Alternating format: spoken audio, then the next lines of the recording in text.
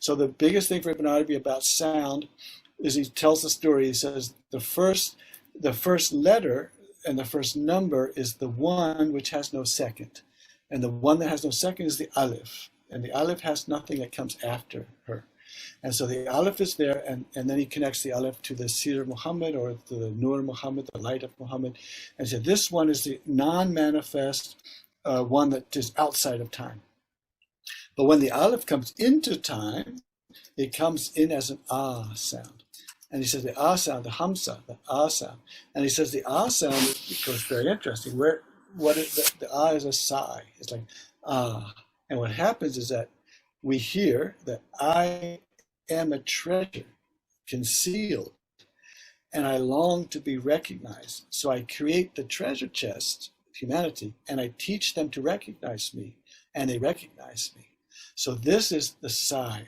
I'm a treasure and no one sees me. No one appreciates me. No one values me. No one knows I exist. And so that sigh is wet and vaporous, as Ibn Arabi says, and it creates the mist. And the mist is what is where everything takes place.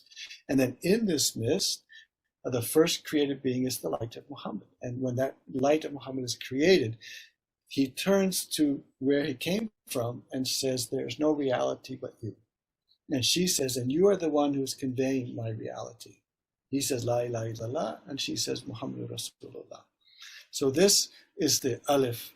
And then when it comes into being, into the Mother Earth, into humanity, it comes as a hamza. And so the first is that sigh. And then the next is an H, a ha sound. And the last is the U sound. So it goes all the way through the body, makes all of the letters. And Ibn Arabi is so interesting here, because everything is Arabi, Arabi, Arabi. But he's not talking about Arabic. He's talking about the Arabi language, which is the Arabi Mubin, the language which makes things clear.